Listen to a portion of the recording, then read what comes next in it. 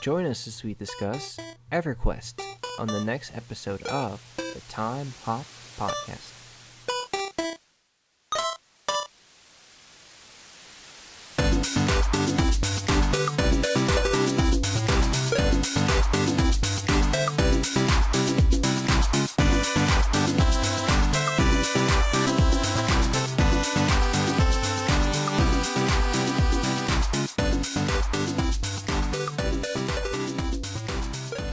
Welcome back to another exciting episode of the Time Hop Podcast.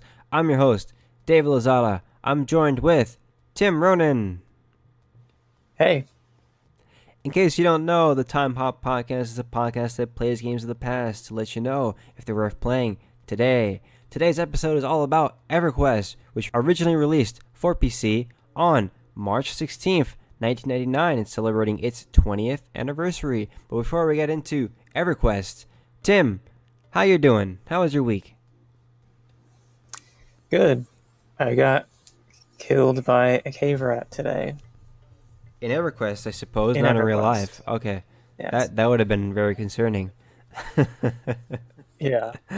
Well, I mean, in real life that happens all the time. Yeah, I know. Dying by cave rats, but You gotta be careful of those cave rats. Have you been staying dry? It rained a lot today over here by us in New York. no, don't think it rained here today. Oh, that's weird. It's been pretty dry. Oh, it's bizarre. As far as my week's concerned, it's been kind of like a up and down week. I mean, a lot of work to do, but also like the weather's been kind of also nice. So it's like I've had a lot of like kind of back and forth between I want to go outside and take a walk and enjoy the weather, but also like I've got a lot of work to do too. So it's kind of like trying to manage those two worlds, and some days is a lot of work, and other days it's trying to rest and relax and enjoy the nice weather. But the nice weather will come in time. I think the solution there is just to remove whatever wall faces outside, and then you can just be outside, like in a Right. cubby in your home. Right. I think that's the most logical solution, David. I know what you mean. I know what you mean. Like get a laptop and like go outside. But the thing is that No. I mean like wherever you live, just knock out the wall oh, to okay. outside, Yeah, I know. and Yeah. then you'll be outside, but also in your home. Yeah. It's the perfect solution, and no one will definitely care. Definitely. I'm sure my landlord will lower my Well, rent if I do that. Initially, maybe, but once he sees it, he'll be like, "Oh, you know what? This is beautiful, man.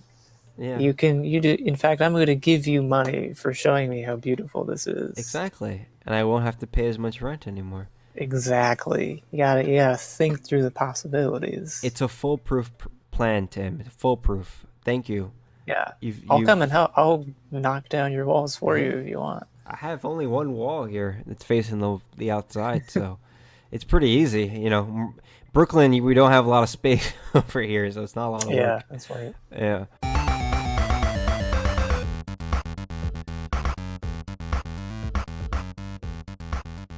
Before we jump back to the past, let's take a look at the present. Tim, what's your news story for this week? So Nintendo had another Nintendo Direct, another one of its Nindy, as they call it, showcases, where they show off a bunch of indies that are coming to the Switch. Among them were, Cuphead is first, which is pretty cool. Yeah. I haven't played it, but I I know. mean, it's great. Yeah, I know. Me too. Like I haven't played it either, and I've been kind of like it was one of those games because I don't have an Xbox, and I don't really play on PC very religiously. So it was one of those games where I was like, I guess I'm gonna have to miss out on this one. But whenever I do get a Switch, that kind of opens up my opportunity to play that game, and it's something that I love the aesthetic. It's so cool, man. Like, it's one of those games that like I just want to play it for just to experience the aesthetic alone. Do you know what I'm saying? Like, Yeah, it's so so much work attractive went to into me. it. Oh yeah, I mean, totally. they were developing that for a long time, I think, and Yeah, then it finally they were able to put it out there. So I know the two guys who were developing the game. I think it was only two guys. They had to like refinance their homes. Like they had mortgages on their homes, and they had to like take out second mortgages and stuff just to make the game, which is crazy. mm, Um, but it turned out to be very successful for them. So I'm happy that it all worked out in the end. But very interested to yeah, see how the game will play on Switch. I think it will be bringing over like Xbox Live features, if I read that correctly. yeah, I've heard little bits of that. Yeah, the Xbox Live might be coming to, or there are plans or intentions to bring that over. Yeah, No, I mean like so I know like the whole platform itself. Yeah, I've heard rumors of that, but like when Cuphead makes its transition to Switch, like it will bring over some of the live features that it had somehow on Xbox Live and somehow incorporate that with Switch Online. I don't know exactly how that's gonna work. Do you see what I'm saying? Like this game alone will have live features, not like the whole platform is being ported over to Switch. It's like just the game right. itself will have live features, and I don't really know what that means. Yeah, I don't really know what that would mean either. Yeah, and it's not because of it's not our fault. It's not like we're not researching this. It's just like they've said it, and as of March 21st, 2019, like they haven't really gone into detail as to how that's going to be fleshed out. So interested to see how that's going to work. Um, I I don't know. Like, what would they port over? Like achievements and co-op? Maybe. I mean, I don't know. I I don't know. It's I very don't really know what that interesting. would mean. Yeah. Um, I'm trying to think of other games that going back to the showcase. What are other things they were showing? Um, but at least one other important thing I want to touch on is at the very end they showed off um, something called the Cadence of Hyrule, which Yeah. is that um, it's from the devs of Crypt the Necrodancer, and I guess I guess they're going to be making that kind of game, but using like the Zelda IP. Mhm. So that's interesting. So That have you played Crypt of the Necrodancer? I haven't, but I hear that it's good. It seems like really fluid. Like when I saw the gameplay, I was like, "Wow, this is actually a really fluid game." Like it's I thought it was much more um I don't know, RPG kind of where it was I don't know. I don't know what I thought it was. I thought it was not as action oriented as I saw it in action. So, um, cool. I mean, again, I don't really know anything about it. I don't know anything about this brand or this series, but I'm very happy to see that Nintendo is allowing an indie developer of all things uh, access to its IP because that's really cool. Yeah, definitely. And I guess maybe you wonder what other things that could lead to with other devs, maybe. Oh yeah. I'm thinking like maybe like something like Shovel Knight or like a very popular indie dev. Let me think of something. Oh man, that would be great if like a nice 3D platformer on the Switch. You know, aside from maybe. Well, is A Hat in Time on Switch yet? I've heard good things about the game. Have you played that game, A Hat in Time? I haven't, but no, I've heard of it. Yeah. I think people like it. Yeah, it has like a pretty good following from what I saw. Lot of memes that have spawned from that game. Uh, so it must have some kind of following behind it. Yeah. Anyway, let's move on to my new story for the week. Uh, I chose the new Google platform that was just announced. I think 2 days ago. Um, it's called Stadia or Stadia. Do you know the Stadia. Do you know the official It, pronunciation? I don't know. I It didn't see almost the sounds like one of presentation. those, like some kind of medication. Stadia. It sounds terrible, doesn't it? Like it's like why? I just huh? I don't Do know you what. suffer from uh, microtransactions? Then try ask your doctor about Stadia, or I don't know, It sounds like a whatever. medication that you'd have for like osteoporosis or like some kind of like nervous system, something that like affects your nervous system, so that you gotta like keep calm, or maybe like you have ADHD or All something. right, So like like you you gotta, fidget too yeah, yeah, much yeah, and yeah, yeah. So you gotta take this yeah. this like stadia medication to make you like calm down and chill out a little bit. It's just terrible. Oh my god.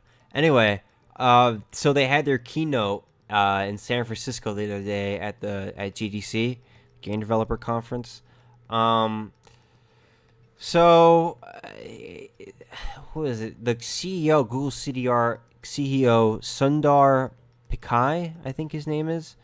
Um, he basically went on stage and he presented this console, quote unquote. It's really more of a platform because there's no hardware per se.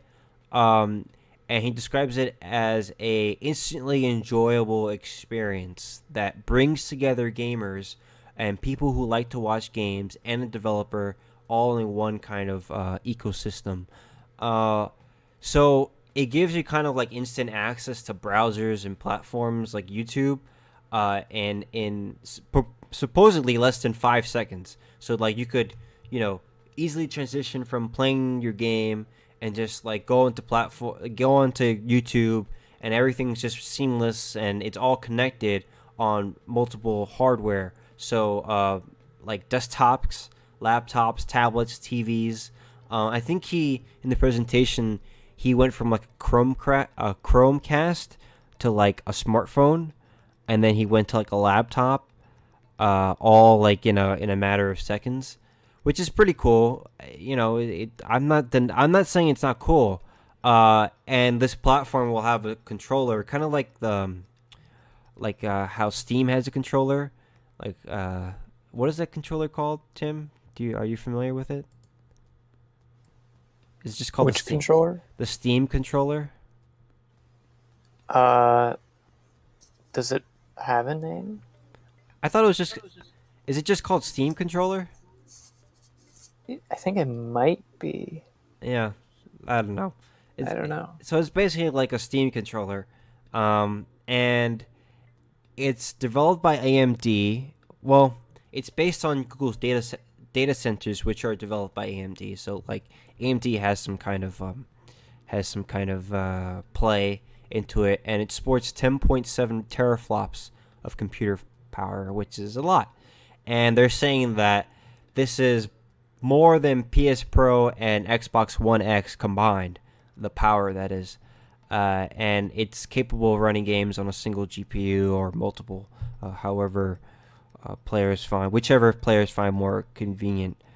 So what do you think of this platform, Tim? I've kind of laid it out. I've kind of laid it all out there. What do you think about it? I mean, I think it's kind of cool because, like, personally, I don't have like a super high end computer. Mm-hmm. I have a laptop that is closing in on 7 years old, um, and a Mac, which is a Mac laptop that is currently broken. that I can't use yet. Yeah, me too. Um, and a third computer that currently can't connect to the internet. So, for me, this is like I can maybe for the time being at least I can get into that. Mm-hmm. Because I can't really play too many things on the computer that I'm using right now. So having the option, because the idea is right that you can stream something and it'll be able to run better. Given that you have like good internet connection Mm-hmm. and whatever, you can do that. Is that Yeah, correct? basically you're streaming it Like a um server, from a server, yeah, basically, right? and you could play the game wherever, whatever device you have. So like a phone, tablet, whatever. So yeah, and the whole point of the controller is that you could use a controller for whatever device. So if you're playing on your laptop Mm, or your tablet, it doesn't matter. As long as you have a screen, you could play the game basically. right. Okay. Yeah. Then, I can personally see the value in that because that means that if I, because otherwise I might have to, which I honestly maybe don't mind. Like if I want to get like a new game, then I'd pretty much have to just get it for um, my Xbox because then that's going to be the thing that'll play it most optimally. But maybe if I wanted the opportunity to try it on PC, then this might open that door for me. Mm-hmm. So I like the concept of that in principle, at least. Yeah, But I can see how, for other people who do have like top tier systems or even like pretty good systems, they're like, I'm just gonna buy it myself. That seems pointless to me, which I could understand. yeah, yeah. I mean, I agree with you. Like, I like the technology behind it. I, I feel like if it's the subscription model is good and you have access to these great games, I don't see why not. Um, I mean, not why not. Like, here is the problem that I have with it, and I get the whole kind of thing that these publishers are trying to do. The whole like they're trying to transition games into the Netflix subscription model. Where Yeah. you watch a movie and you're kind of done with it. Like it's done and it's over and you move on with your life. I get that. I totally understand that. But the fact of the matter is that I don't treat games that way. And maybe I'm like just a super nerd when it comes to games. Maybe I think it's maybe maybe more of a personal thing than anything else. But I've seen people out there who share the same sentiment as I. But I like to like take my time with a game, and I like to, not that I won't have time with Stadia or whatever it's called, but like I like to put it away for a little while, and then 20 years down the line, I want it to still be available to me. With Stadia and with these gaming services, that might not be the case. Especially with the streaming services, because I'll play like something like Sekiro, and I'll play it on Xbox Game Pass, and then 10 years from now or 20 years from now, it might not be there anymore. So then, like, all my progress is Like gone. like this, you mean the service might like be Yeah, the defunct, service might be gone. You right? know, just like how now the hardware product. Well, no, a better example is PSP. Like Sony shut down the PSP's online service. Now you can't do anything there. You know what I'm saying? So all those games that you have for your PSP, you can't play them unless you have a Vita. So like that Mm-hmm. sucks. And that's only been what, 10 years maybe? That freaking sucks, dude. Like I don't want that to happen. I just want physical copies of my games so that I could play them and have access to them, and I don't have to worry about this impending doom scenario where like no, I mean, I get it. Like, I'm being paranoid here. I get that people are, like, No, might call me no, out and be like, I'm being paranoid or I something, but I like having physical copies of stuff too. yeah. I mean, of course, like with a lot of stuff, you can't really help it. Like, I mean, especially if there's an option, or if you use Hmm. Steam or stuff. But I totally like having physical stuff. I like having like a box. It's like, Yeah. oh, here's the disc, here's the chip, here's the Yeah. thing. I I like mean, that. I get the incentive of, like, I get when people are like, well, why don't you just download it onto your hard drive? And I get that. That's fine. Like, I'm not the type of person who, like, wants the boxes on my shelf because believe me, I'm a minimalist. Like, I don't like clutter. I don't like things all over the place.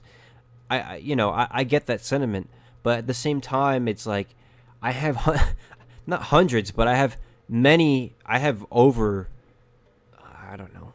I'd say maybe on PSN alone, I have maybe like 500 games or something. There's no way I'm gonna download all of them onto a hard drive. It'll take me many hard drives to download all those games. So like, many uh uh memory cards, Vita memory cards.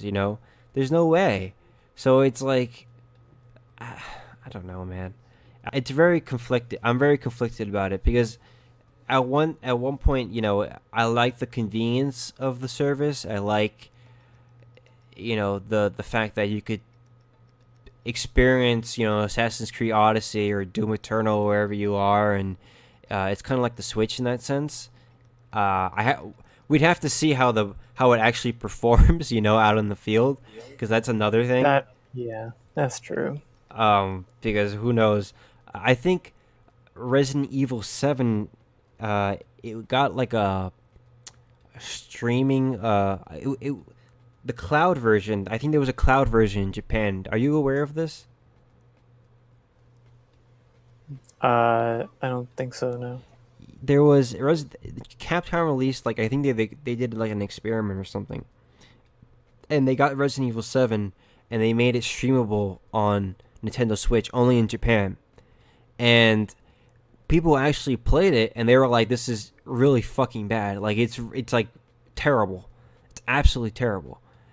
So it shows that, like, to me, that one example of, again, that's Capcom servers. That's, that there's so many other, you know so many other facets to this scenario, but to me, I don't think we're there yet. I don't think this is mass market yet. I think this is, we'll get there eventually, but we're not there yet.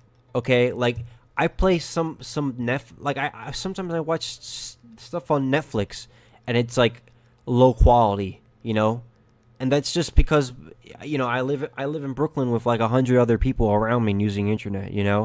Like, that's just the way it is. So, like, I don't know, like, it's gonna happen. Is it gonna happen one day? Of course it is. That's just how technology works. And 5G is gonna be replaced by 6G. It's already happening in China.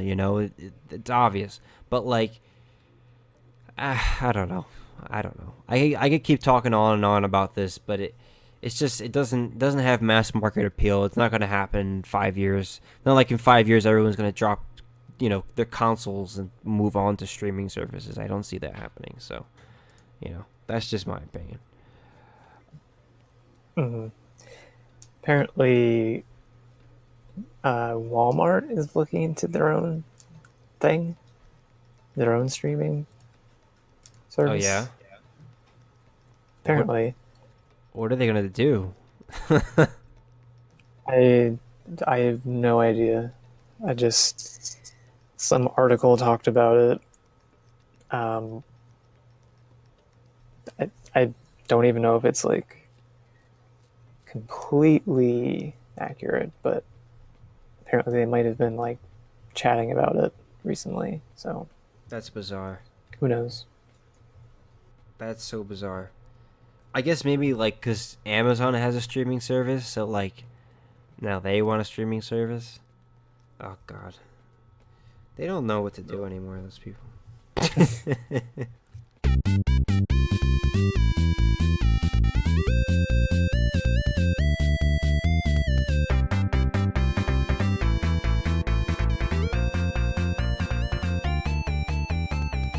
Let's move on to the topic of the show. This week's topic is all about EverQuest, which originally released on March 16th, 1999 for PC. In case you don't know about EverQuest, you should know about it if you like MMOs. It's considered one of the most influential MMOs of all time. It was originally developed by Vernt Interactive and 989 Studios for Windows PC again, but it got published by Sony Online Entertainment in North America and Ubisoft in Europe in 2000. So basically, it was one of the first MMO. It kind of like set the precedent for more popular MMOs for like War of the Warcraft by employing a 3D game engine, and it was kind of set. It kind of allows people to take on text-based MUDs, which are multi-user dungeon scenarios. So basically, they're going from like location to location. Tim, please correct me if I'm wrong, but in any of this, because you have more experience at this game than I do. And basically, in each location, they have various enemies to defeat. The fundamental gameplay loop here is you defeat an enemy, you gain experience points, and then you move on to the next. You defeat it, gain experience points, upgrade your gear, craft new items, stuff like that. And it's just kind of like this kind of basic seeming gameplay loop, but it's also much more complicated than that because there are a lot of customization options. There are a lot of different races and classes and stuff like that you can choose from, a lot of different quests that you could take on in larger groups. So I'm going to open this up to you, Tim, because again, you're a lot more familiar with this than I am. You've actually put some time into this game. What do you think of the game's presentation? Does it hold up today in 2019? Well, first, I would like to point out that my experience, quote unquote, amounts to about like an hour and a half that I've been playing just today. So I am not a paragon of EverQuest knowledge. Right. We're pretty much. So, have you not played this? I've not played this. No. Okay, so we're pretty much on the same level. Okay. I don't think I'm like amazing and like I know the deep lore. I definitely don't. Okay. First I usually like to start off with like my like personal experience with this like game and genre. Yeah, sure. So I will say that I don't have a ton of MMO experience. I think the very first MMO I ever played was, maybe you've heard of it, it's called Toontown. Yeah! Yeah, it's amazing. I played that actually like a long time ago, dude. Oh, you did? Long time ago. Yeah, no, it was great. So, like, I played a pretty decent bit of that. I think I've probably played that the most out of anything MMO related. Mm-hmm. That I've played. So do you know the basic gist of it? Of what, Toontown? Yeah. Oh God, it's been so long. I don't know, man. I don't know. I don't remember. They actually discontinued it. So it was made by a company or a developer under Disney. Right. That I know. Yeah. And they discontinued it in 2013, which is actually a little bit a while ago now. But some people actually, I'm not really sure how this happened, but I guess some fans brought it back, so you can play it again now. It's called Toontown Rewritten. Again, I'm not really sure how they got like the files and stuff, or like if there's any Yeah. rights issues. I guess things would be free now because you used to have to pay for like membership Hmm. and stuff. So maybe that's just free. But yeah, I played a ton of that. It was very fun. You like fought evil robots, and you had to use like there were like different classes of like weapons you could use called gags. So there was like Right. Right. Right. Right. there was a spray class which like there were like different tiers of weapons. Like you start out with like a squirt flower, like one of Uh those huh. clown That I fake remember. Yeah. flower Yeah. squirt Yeah. water squirter things, and then that would move on to like a water bottle that you'd like spritz on them, and then eventually like other stuff.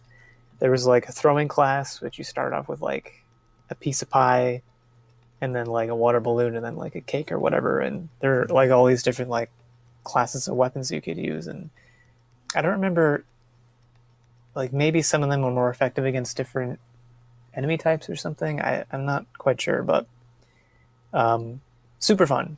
I played that a bunch. Hmm. Um, and then after that, I many years later finally tried Warcraft, um, which I wound up playing for like maybe 20 minutes and then never touched it again for some reason. I don't really remember why, but Mm. I don't know. It just didn't keep my interest. Um, then actually, someone recently, like maybe a month ago, I, on a whim, tried out RuneScape as well. Oh yeah. Um, that was pretty fun. I didn't, it's not that I lost interest in it, but I was just doing other things, I guess. So I didn't keep up with that, but Hmm. that was fun. Um, and, I mean, technically, if you want to count Destiny, but Oh yeah. I I, guess it's not really an MMO. I kind it's of it's like I like the semi MMO, right? well, Like yeah. I kind came of. up with a term for it. I like to think of it as an OMO, an occasionally multiplayer online game. Yeah, I guess. Yeah. Because I mean, it's definitely not massive. No. Because like you don't see a whole ton of people out in like the field. Um, and then you do have like the Crucible, which is like the multiplayer arena type thing, but that doesn't count. That's like Halo FPS Mm. multiplayer at that point. So I mean, if you want to consider that an MMO, then that would definitely be the most I've played. I think I played that more than Toontown, but again, I don't know that I would count that. But Hmm. This is um, completely off tangent, but what would you? So like, because in my opinion, like games like Destiny and like the Division and what's another one? What's a good one? Like Anthem, most recently. Like I always thought of them more a as good like, one. you know what I mean. Like I always thought of them as like games as a service games. Does that make any sense? Like, but that's like I guess it's a completely different way of thinking about it, right? Because these are like, I guess you're I guess this is like, oh, okay, you're talking about like the player counts, not necessarily like the uh I don't know how to describe it, like the monetization model, I guess, is what the game is, or the yeah, I don't know. Maybe I answered my own question here, but there What was must your be a question? what's the term, because aren't these games like all similar to each other, like the Division and Destiny and Um, Anthem, like aren't they all like semi MMO games? So there must be some kind of genre to call them, no? uh, I I don't know. I don't really know much about the division, um, Yeah, I don't know but anything about that game. yeah, I don't know. But you see I what mean, I'm saying, right? Like they're all kind of like similar in the sense that they have a lot of people in them at the same time, and I don't know. It's interesting. Maybe it's like a new genre that we're cracking at here. Maybe. Yeah. Or like, I mean, I guess the whole MMO thing is like, it's less. They just like pull things from it. Yeah. And maybe that's why. Because there's like, I mean, I guess the big thing is grinding. I guess, but like actually, because like that's a big MMO thing. So I guess the concept of going out into the field, like the environment, and like killing a load of things and getting like rare things sometimes. But I mean, Right. you can also attribute that to other games too, even like single player stuff. Yeah, that's more like I was about to say, like that's more like RPG thing, isn't it? Yeah, I mean, MMOs are usually RPGs as well, though, right? I mean, Not necessarily. Wait, I'm trying to think of an I mean, I MMO just that say that isn't an because they usually RPG. involve like they just involve like progressing your character and getting better armor and doing quests and gaining levels and getting staffs and bows and swords, and I mean, at least usually that involves that. But Minecraft isn't an MMORPG. It's just an MMO. It's not really RPG, right? I don't think I'd consider Minecraft an MMO. Why not? Isn't it a lot of people like at the same time? Well, I mean, I guess that's where you start to like think about like what a genre means, because I Yeah, mean, you can have a lot of people, but does that what makes an MMO? I guess, yeah, but I I don't. I mean, theoretically, having a lot of people that would be descriptive of sure, yeah, a massively multiplayer online game. But hmm I guess the way we've kind of designated that, like as you know, the industry, I guess, is that usually involves RPG elements. Okay, all I right. think, It's very and interesting. maybe I'm wrong about that.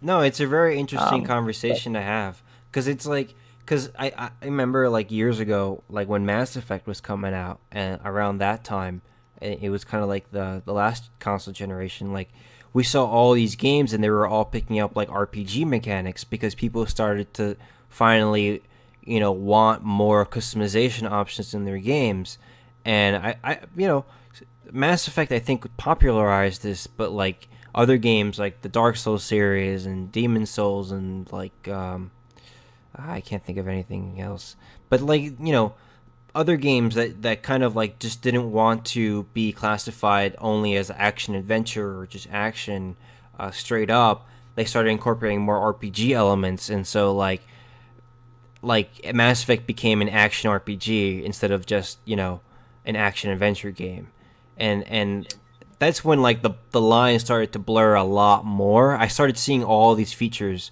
like IGN and GameSpot and stuff like that. I remember that very distinctly. Like that situation started to those lines there started to really blur. Where to the point where like people throw around the phrase RPG all the time, and in this generation because of online connectivity and like how you know our online capability. This is going back again to Stadia and all that stuff. Like how online has become so much more ubiquitous across the world. Uh, you know, and so many people more rely on it. Now we're kind of seeping into the MMO genre and like what is an MMORPG? What is an MMO? Like are these games like Destiny or in the Division MMOs? I think like now we're like questioning that genre, and then soon everything's gonna be an MMORPG. You know what I'm saying? So like open world sandbox, MMO, exactly, etc. exactly. And I feel like I mean to be honest, like we're totally going in that direction with the games that are coming out now. I mean now I guess we're kind of I think there are like two different uh, paths being forged here, where it's like people with the dedicated single player experiences, which are much more action oriented and much more streamlined, and then the people who want more like Rainbow Six Siege and stuff like that, where it's much more, and Fortnite and stuff like that. Fortnite isn't. You see, is Fortnite MMO? Think about that, because it's 100 Fortnite? people, right? No, I don't think that. No, that'd be like, well, I mean, obviously, battle royale, but just competitive online PvP stuff. But But think about it. again, It's it doesn't. massive, and it's multiplayer, and it's online. That's true, but ironically, I don't think we've used those specific criteria to decide whether something's an MMO Yeah, that's true.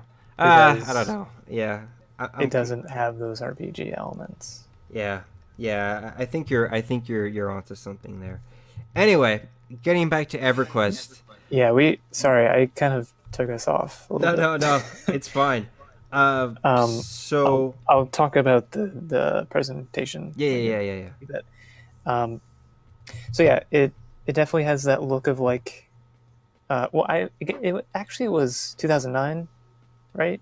It was released? 1999. Oh, 1999. Yeah, You said. Okay, yeah. never mind. So yeah, it definitely. I mean, have they? I'm assuming they probably had like a graphical improvement at some point. They've had like 30 Like, expansions. okay, because I was going to say this doesn't right now currently look like it was from 1999, but it does have that sort of, I think, like early 2000s kind of Yeah. game look. Do you think that's accurate? Yeah, like there are some things that are very like jagged and yeah, I mean there's some stuff that still looks like it's kind of like a JPEG that's painted on for Hmm. you know what I'm Right. saying? Like Yeah. it's like someone just copy and pasted a JPEG on a face, you know? Like um that's just, Yeah. I mean, how it is, yeah. it's all right. Yeah. It does look like it's from, early 2000s, but um, I don't know. It does a job, I guess. Yeah, I mean Yeah. it I don't know. Like, it's very hard to be kind of to criticize a game that's been released, 20 years that was released 20 years ago that people still play today, because obviously they're not playing it because it looks pretty. You know what I'm saying? Like, I think we've made that clear. Like, there's something more going on there. To newcomers, I think it'll be like that'll be like the thing that's probably most apparent is the fact that this is a dated game. Like there are things like the polygons just look so unnatural. They look, uh, uh, it looks like a video game. In the true sense of the word of the phrase. Video game is not a word; it's two words. The phrase, and like the environments too. Like they again they look like brick walls. They don't look like like they're bricks in a wall. You know what I'm saying? Like they look like wallpaper that's been pasted onto a wall and then repeated over and over again. And stuff like that you're going to notice just because people like you and I are, and most people listening to this are very computer savvy, and you're just going to notice them. And like the same thing goes with the terrain. Think about like the way that you look at like early Bethesda games and stuff like that, like how everything just kind of looks. This is a very, I mean, to what you said before, Tim. Like this game has kind of like evolved over the years. It's had 25 expansions. It just counted, and to that end, like I definitely commend the developers for what they did there. Like just kind of constantly improving the visuals and constantly making sure that like that they were adding compelling races and compelling classes that kind of made the population a little more varied and a little more not realistic, but nice to look at, like all these different types of races running around. But at the end of the day, everything else is still kind of this ain't Final Fantasy 14. This isn't your modern day MMO here. It's a data game, and that's immediately clear. What do you think of the game's actual gameplay? That I think that's interesting. Yeah. Well, like I said before, I died to a cave rat. First thing, I was like, what the heck? Why am I dying to a cave rat? I am not going to die to a cave rat, and then I died to a cave rat. Because, well, I forgot this was an MMO, so I had set out to play this like 2 hours before the podcast, but then I was like, oh, that's I probably should have set aside some more time for that because it's an MMO and they are generally pretty big. Mm-hmm. So I was like skipping the first mission and going straight to like killing the rats and the bats. Right. But that meant that I didn't have like the like upgraded weapons and whatever that they give you from doing like the first beginner stuff. So that's why I died. And then I went back and I was like, okay, now I can kill the stupid rats. But anyway, I mean, it's pretty par for the course, it seems. Yeah. It seems like there's like a bunch of quests. You go do them. Generally involves killing a lot of things or scavenging a lot of things. And then bringing them back or doing other things kind of similar to that. I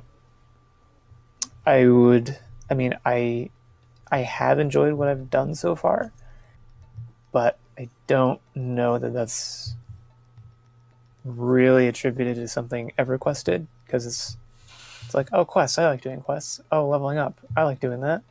It's like it's just things I like doing anyway. Mm-hmm. So I think it's just, I don't know, I just guess I like those activities. So it's not necessarily because like it's not special. They're done, yeah, that they're special or that they're done super well. And again, I've only done like first 2 missions, so I don't really know how it evolves from there. But yeah, there's one other point I wanted to make. So I'm not sure I really like the whole like auto fighting thing in, which is kind of typical of MMOs, like where you just sort of like click on an enemy and then your character just like does stuff. Yeah. And then you just kind of sit and then like wait for your abilities to cool down, and then you hit a button again. Yeah. I don't think that's, I know that's probably, I think, just a staple of MMOs, but it's not really my thing. I don't think, like, in comparison, like in something like Dark Souls, where you're like very much invested in what you're doing and you're very much a part of that, because like you have to dodge and stuff. Yeah, it's not very involved. Yeah, it's not very engaging. Yeah, it's very passive, because like you can, like, I was just sitting there fighting cave rats, and I was like, oh well, what's in my inventory? Let me just look over here very fast. It's a little disconnected in that way, which I'm not so sure is my type of thing. But yeah, I haven't played this game, and I'm also coming from a place where I don't really play a lot of MMOs. My experience with MMOs, mostly, I did play some Warcraft like a long time ago.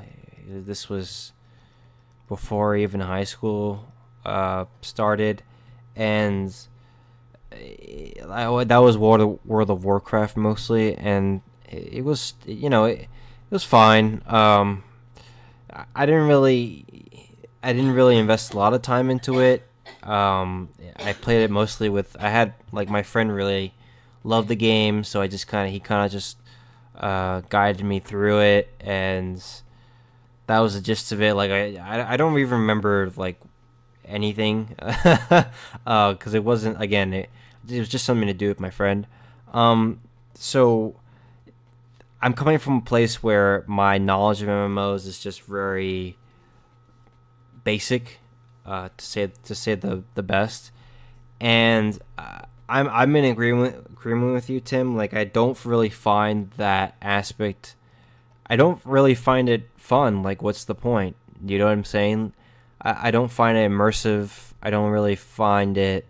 Maybe if you're like eating something and you're in front of your computer all day, then okay. But I don't know. I don't understand what the point is in doing that. And then the other part about the gameplay that just kind of I'm a little at odds with is the whole gameplay loop, where it's just basically you fight things. I mean, you take on quests, but it's the same kind of, from what I saw, it's the same kind of basic gameplay loop of just you kill a monster or a rat, for instance, and then you just reap the rewards, and then you move on and you move to the next thing. There's nothing really much else to do in the game, and because it's like a dungeon crawler game almost. Like, you go from dungeon to dungeon, you kill everything inside the dungeon. That's really it. I'm not necessarily. I'm not sure how I feel about that, because at one point, I guess maybe it's fun to do like higher level dungeons and you trying to defeat it with your, like, gang up on a bunch of monsters with friends. I guess that's fun, but at the same time, it's like, wouldn't it wear out quickly? Like, I don't know. It just, maybe I'm spoiled. Maybe I'm much more used to more open world experiences, but the gameplay here, it isn't for me. It's not something that really immerses me, engages me, or that I can see myself having fun. Especially with my limited time now. Now that I work full time, Oh yeah, I mean, like, the amount of time usually that you'd have to put into these things is a lot. Yeah, Usually, right? yeah, to say the least. And it's just, I don't really see that happening anytime soon. Um, what do you think of its sound design? Because I thought that was actually its best part. Some of the scores Oh, were really? really good. Yeah. Okay. What do you think of it? I didn't hear too much of it. I'm actually not so sure I like the battle music. Oh, really? Hmm. I don't know. It's just like burp, burp, burp, burp, burp, burp, burp. Oh, really? It just, I don't know. It sounded kind of weird to me.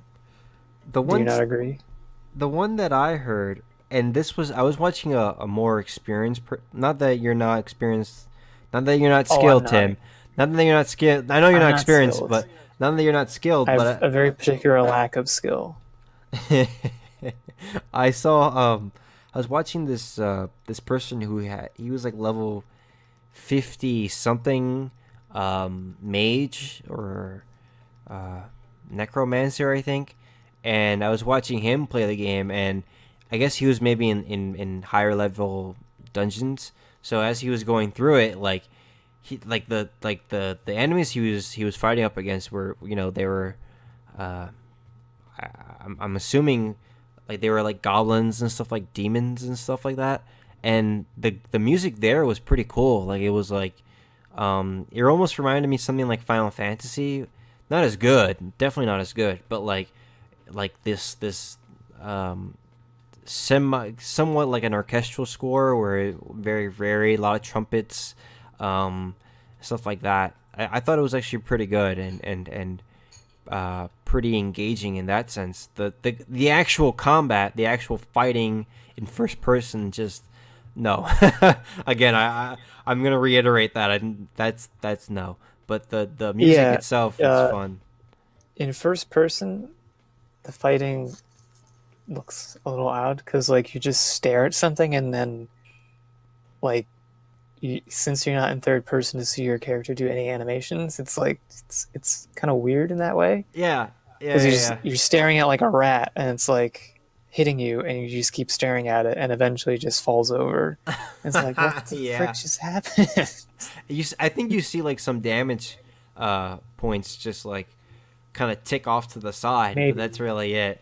And then but yeah, it's like yeah. I don't know. It's like if you played like an FPS, but you couldn't see your gun or the bullets. You just stared Yeah. at a person and fired, but there were no sounds either. Well, I mean, there is Yeah. sound in this, but Like you don't swing your sword, it's just you weird. don't fire like a bow, you don't like cast spells or anything. It's just you're just standing there. It's Yeah, really weird. And then to top it off, like a lot of these enemies when they die, like their death animations are so hilarious. Like the rat just flips over, right, on its belly, I think. yeah, I think so. And like the demon or the whatever, the red-eyed beast thing just kind of like topples. Like it just kind of like it jumps and it topples on its back, and it's like what? It's like it's so like it's so rudimentary, and it's like okay, like I get it. I give you the benefit of the doubt here. It's 1999. Okay, there's not much they could do there, but like couldn't they have done something like put in a different animation with a patch like where they just kind of like froth they were like from the mouth or something, and they just kind of like cry, or I don't know, like anything. Some of them are just so bad. It's just funny, to look at it in 2019 and be like, wow, that's bad, but people love it. People are still playing the game, so so what do you think of its appeal, Tim? Is it worth playing it today? Well, I feel like I find myself wanting to do a little more with it. Mm-hmm. Um, like I've intrigued and I have had fun with it so far. I mean, I don't know. Maybe at some point I'll put it down, but um, like even right now I'm like I'm interested. I kind of want to see like what it progresses into and what Mm-hmm. kind of stuff I'll be doing. Again, I also don't have that like really prior MMO experience, so personally, I probably don't feel burned out like a lot of other people might with this type of Yeah. thing. Um, and I don't, even if the quests aren't like super, in depth or whatever, I don't know, that might not really matter to me in this context. 'Cause I don't know. I mean, I enjoy doing things and quests, so I mean, it is also free, Mm-hmm. at least to start out with. So Yeah, I probably should have mentioned that at the beginning, but I think there are three tiers. If the information I'm reading here is all up to date, there are three tiers, and the bronze tier is free, so you could get it obviously for free. The silver tier is you get access to the game. No, you pay like a one-time fee, like an upfront large fee, and you get some kind of I don't know, maybe experience points or something to kind of incentivize you there. And then the same thing goes. I think you get more rewards if you subscribe, which is the gold tier, and you pay like a fee every month to kind of access the game. Again, I'm not sure of the specifics there as to what the rewards are, but the gist of it is that you can play the game for free, and if you want to kind of encourage the devs and support the devs, you could invest in higher tiers if you wanted to. So that's there. Yeah. Yeah, I mean, as far as what I think about EverQuest, as I mentioned earlier, like I'm at a point in my life where I can't see myself playing MMOs religiously. And this seems like an MMO that will take time if I want to really get enjoyment out of it. I know I was kind of making fun of it, here and there as I was talking about it, but I totally respect it.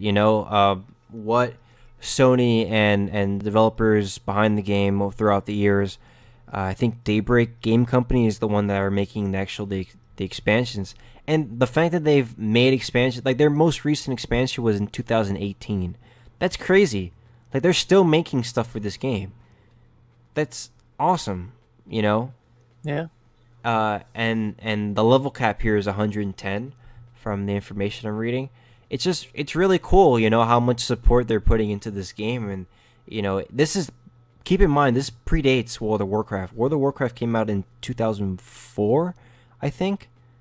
Oh, okay. Yeah, 2004. So this is 5 years before World of Warcraft. This influenced World of Warcraft because this was the first 3D based.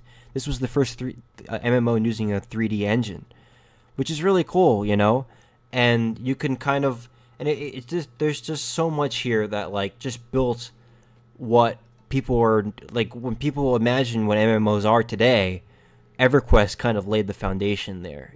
This fighting enemies in real time. Having all these classes and stuff to choose from, and all these different appearances and customization options and stuff like that. EverQuest kind of really spearheaded that and really made that very popular, and it sold really well, and it's still being played today. And you know what? They actually have a lot of like spin-off media too, like books, and I think there was like a convention. An EverQuest convention that's still going on, which is really cool. If you're into that sort of thing. So yeah, I mean, there's no understating this game's influence, and for people who still play this game, like I totally respect you for pouring your heart and soul into it and being so dedicated, because that's really a show of commitment. And yeah. So that's EverQuest. Join us next week as we discuss Resident Evil 5, which originally released March 5th, 2009. It's 10 years ago. Man, wow. I remember buying that game off of... I bought that game at Best Buy with my dad 10 years ago. I remember exactly how that happened. That's crazy, dude. Wow. I can't believe it. Did you ever play Resident Evil 5, Tim? No. I haven't. It'll be interesting. It'll be a very interesting topic of the show. So join us next week for that one.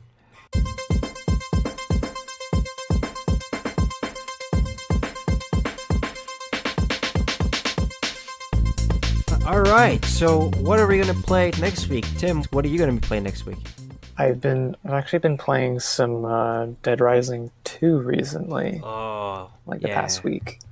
I was actually the Game Grumps have a series on it, and they kept taking like pretty long hiatuses from it, but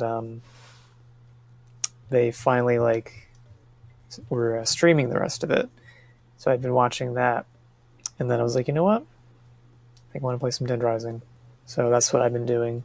That's cool. Yeah, it's really fun. Just at least like the second one, you can craft stuff. It's really silly and enjoyable, and there's zombies everywhere. Did that one have co-op? It did, yes. Yeah, I remember playing this. I remember playing this with my friend. I couldn't remember if it was the first one or the second one, but it must have been the second one. And I remember playing the Capcom character with the trombone, was it? They had costumes and stuff in there, right? like Yeah, you different. can find like different clothes and outfits you can Yeah, wear. I Yeah. remember I had like the uniform there. Yeah, that was a really fun game. That was a good one. Yeah, it's really fun. Mm. Mm. So I think I'm gonna try and get like all the achievements in it as well. Oh, that's cool. Cool, So cool. Very cool. yeah, it's Uh, fun. as far as what I'll be playing, I don't think I'll be playing anything this week. I think I'm gonna take a rest. As I mentioned in the intro, I've been kind of like all over the place this past week. Um, I will be watching something. Tim? Have you heard of this new Netflix series of shorts called uh what is it called? Love, Death, and Robots. I don't think so.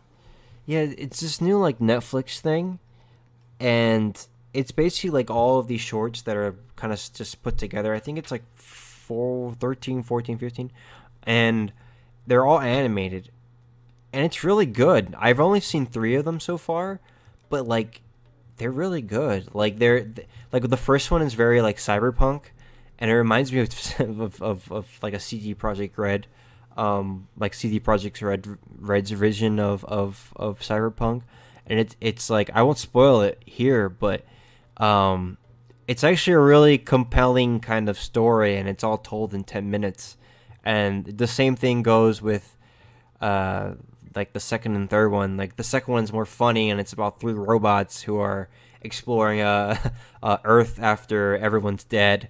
And then the third one is like it's called The Witness, and it's basically a woman witnesses a crime, but it's also a very futuristic kind of setting.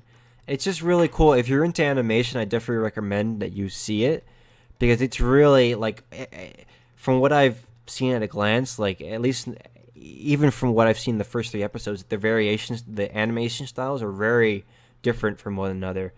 My only warning is that they're very graphic, like full frontal nudity, lots of blood, and the whole shebang. So if you're not very if you're shy about that stuff, then I wouldn't really touch it. But if you're all game for it, then I definitely recommend that you watch it. You could binge watch it easily in an evening, and watch it with your friends or your significant other, if you're into that sort of thing.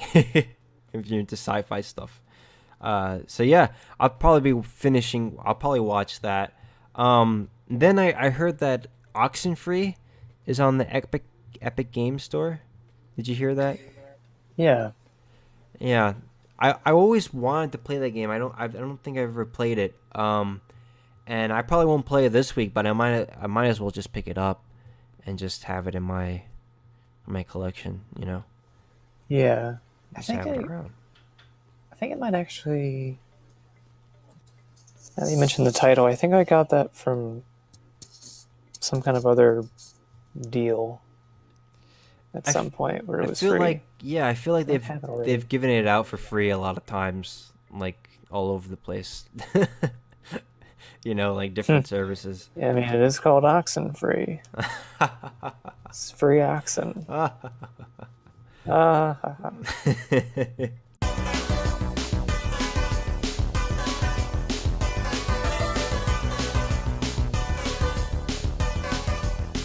That about wraps it up for this episode of the Time Hop Podcast. Thanks for joining us. Again, I'm your host, Dave Lozada. I'm joined with Tim Ronan. You can catch him on King Gamer writing articles as usual. You can catch me on Twitter at XenoCreator125. Join us next week as we discuss Resident Evil 5. Thank you for joining us, everyone. Bye.